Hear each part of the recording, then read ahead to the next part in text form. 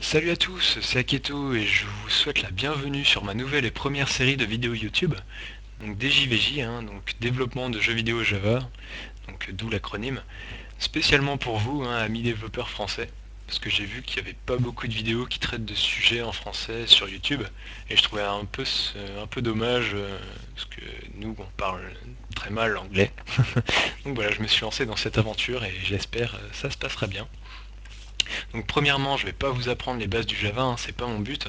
Pour ça, il y a des sites qui le font très bien, comme le site du zéro ou développer.net. Et donc si vous savez pas ce que c'est qu'une classe, des fonctions, une méthode, etc., je vous conseille de passer par ces sites et de revenir ensuite sur ma chaîne et on développera des jeux vidéo ensemble.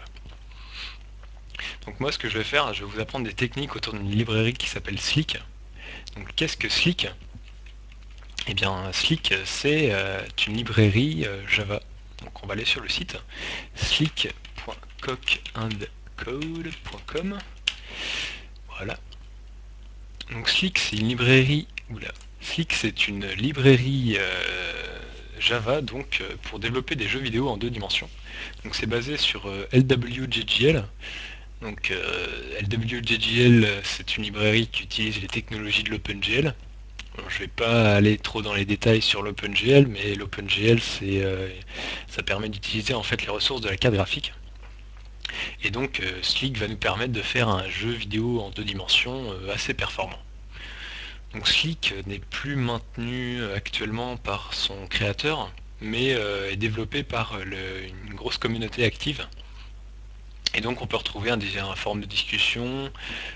Sur le site, il y a bien sûr la documentation de l'API et un petit wiki aussi en anglais. Donc voilà. Donc à propos, pour le développement, moi j'utilise Eclipse. Donc Eclipse téléchargeable sur eclipse.org. Donc vous pouvez utiliser NetBeans ou autre, mais voilà, ce sera Eclipse. Donc tout d'abord, on va créer un projet. Donc on va créer notre projet, donc le projet on va l'appeler donc du coup DJVJ, d'où le nom de la chaîne. Et puis voilà, on va choisir un Java 1.6, donc classique. Donc après on va retourner sur Slick, slick.cockandcode.com, et on va télécharger pas juste la librairie comme le lien le propose ici, mais on va télécharger toute la distribution. Ce qui va nous permettre par la suite lors du débogage ou autre, de retrouver toute la documentation et le code source de Slick. Donc c'est assez pratique pour voir ce qui se passe au cœur même de Slick. Donc voilà, le temps que ça télécharge, on peut regarder un petit peu. Ah oui, bah tiens, on va aller sur le site de LWJGL, parce qu'on va en avoir besoin. Parce qu'on va devoir télécharger justement cette librairie. Donc on va sur lwjgl.org, donc le petit lien qui est disponible à droite sur Slick, et on va télécharger la librairie. Donc download, et puis voilà, la dernière release. Hop, et puis lwjgl, voilà, juste le zip, on va pas télécharger les sources, c'est pas, on n'ira pas jusqu'au cœur même de LWJGL. Donc, ouvrons notre dossier. Voilà, donc on se retrouve avec Slick, on extrait. Voilà, donc on se retrouve avec toute la documentation, les jars, les sources, etc. Et donc, on va aller dans le dossier lib et sélectionner ce qui nous intéresse, c'est-à-dire Slick. Slick.jar et Slick utile, qui est très utile. Petit jeu de mots. Ça m'embête un peu ça. Ouais, j'ai deux écrans, la résolution est différente, du coup il me resize pas le truc. Bon bref. Hop, et on va aller dans notre dossier, dans notre workspace et dans notre projet. Et donc on va créer un nouveau dossier lib. Donc là on va mettre toutes nos librairies. Voilà, donc on se retrouve avec deux librairies, Slick et slickutile.jar. Donc retournons au dossier de téléchargement. où normalement LWDGL a fini de télécharger. Oui, voilà. Donc téléchargement, on extrait LWDGL. Voilà. Et donc on va prendre lwdgl.jar et puis lwdgl.utile aussi, qui va nous servir. Donc on le déplace dans notre dossier lib aussi. Voilà, donc on se retrouve avec nos 4 librairies. Voilà, donc pour l'instant, c'est tout ce qu'on va avoir besoin. Donc de retour à notre projet sur Eclipse. Donc on va faire un petit clic droit refresh. Voilà, pour que notre dossier lib apparaisse dans le projet Eclipse. On va faire clic droit Properties, parce qu'on va ajouter justement ces librairies à notre projet, au build path. Donc on va aller sur build path, altjar. Voilà, on va sélectionner notre dossier de lib et on va importer toutes les librairies ici présentes. Et donc LWDGL a besoin de natives. Qu'est-ce qu'une natives? Je ne sais pas, mais il en a besoin. Ça c'est intéressant. Donc sachant qu'il a besoin de natives, on va retourner dans, voilà, dans notre téléchargement LWDGL. Voilà, donc les natives. Et sachant que je suis sur Windows, je vais copier les natives de Windows, logique. Donc je vais retourner dans le dossier du projet, dans lib, et puis je vais créer un nouveau dossier qui s'appelle natives. Voilà. Voilà, Windows, ok. Hop, retournons sous Eclipse.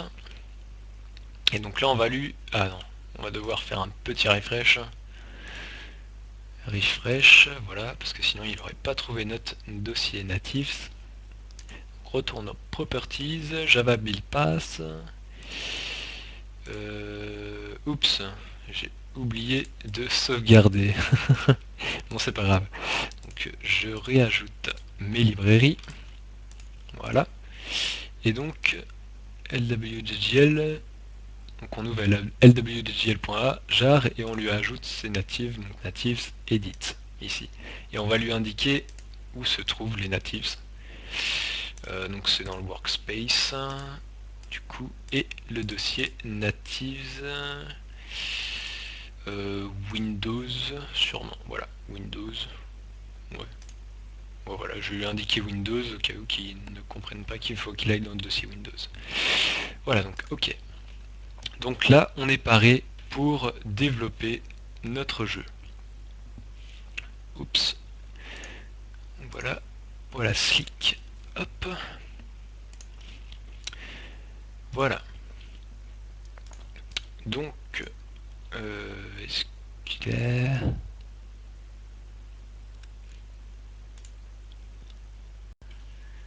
Donc, on va pouvoir commencer à coder. C'est parti. Donc on va créer une nouvelle classe. Donc ça va être la classe principale du jeu. Donc qu'on va appeler jeu. Voilà, tout simplement. Qu'on va appeler jeu. Voilà. Donc cette classe jeu, donc on va créer, on va ajouter un main dedans. Public static void main strings args. Voilà. Donc on a ajouté une fonction, le main. Et donc cette classe jeu, elle va extend basic game. Donc basic game qui est une classe de Slick et donc qui va être un petit peu le corps de notre jeu. Et donc voilà, on ajoute le constructeur de notre jeu et on ajoute les méthodes. Donc, je vais vous expliquer tout de suite en quoi consistent ces méthodes.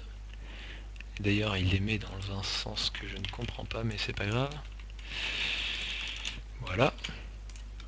Donc, pour notre jeu qui donc hérite de Basic Game, il a différentes méthodes. Donc la méthode init qui est appelé dès la création de l'objet jeu en fait, enfin dès le lancement de l'objet jeu. On a une méthode update qui sera appelée lors de la boucle en fait de notre jeu pour mettre à jour toutes les informations du jeu. Et puis la méthode render, donc dans lequel on va mettre à jour en fait le côté graphisme du jeu, donc mettre à jour notre fenêtre. Donc là, ce qu'on va faire, voilà, donc jeu set title, donc là on va lui donner un titre, donc on va créer notre jeu. On va commencer par créer la fenêtre, donc la première étape, créer la fenêtre. Donc pour créer cette fenêtre, il va falloir qu'on crée notre jeu. Donc comment créer notre jeu? App game container. Donc app game container, c'est le système qu'utilise Slick en fait, c'est un objet qui va prendre en paramètre d'instanciation notre classe jeu, enfin notre objet jeu, et donc qui va appeler après ces différentes méthodes, donc init, update, render. Donc on va créer cet objet game container, new game container, non, excusez-moi, app game container, voilà. Et on va lui passer en paramètre notre jeu. Voilà, et notre jeu a besoin d'un titre lors de son instanciation. Donc on va l'appeler DJVJ. Voilà. Donc, oula. Oui, petit problème. Ne tenez pas compte de ça. Voilà. Donc app game container, on importe. Voilà, oups. Ah oui, on doit throw l'exception parce qu'il peut y avoir un petit souci, donc on va rajouter l'exception à notre main, comme ça s'il y a un problème il sort et puis voilà. Donc premièrement, on va donner les paramètres de notre fenêtre à cette app game container. Donc pour ça, on va faire a.setDisplayMode et donc excusez-moi, j'ai oublié un petit truc parce que là on peut voir que il n'a pas les sources d'attacher. Et j'avais parlé, enfin je sais pas si j'en avais parlé avant, mais ce qu'on va faire c'est qu'on va attacher les sources à notre projet, c'est-à-dire que comme ça on pourra lors du débogage et là ici par exemple avoir directement ce qu'il faut mettre, parce que là en fait on voit pas à quoi ça sert. C'est pas très, enfin là c'est la largeur, la hauteur et en full screen, true ou false. Mais du coup ce qu'on va faire c'est qu'on va ajouter les sources à notre projet. Donc pour ça on va aller, il me semble, si on fait clic droit ici, properties, et ici dans Slick, voilà, dans Slick on va avoir source attachment et donc on va lui ajouter voilà le zip qu'on a téléchargé, donc le slick.zip, donc external file, voilà slick.zip. Ok, ok. Donc voilà, là on va avoir toutes les informations sur Slick. Donc voilà, si je fais CTRL espace, donc c'est pour la complétion mais aussi avoir les infos. Donc voilà, si je retape a.setDisplayMode, voilà ici on a les informations. Impeccable. Donc nous on va travailler en 800 par 600. C'est une résolution qui passe un peu partout, donc du coup vachement pratique. Donc pour l'instant on va travailler en 800 par 600. Et donc on va lancer notre application app.start. Voilà. Donc là, si tout se passe bien, voilà, on n'a rien fait du tout, on ne fait rien, mais logiquement... Ah non, ouais, j'ai oublié un petit truc, hein, je me suis trompé là. Donc c'est pas true en fait, c'est false ici. Voilà.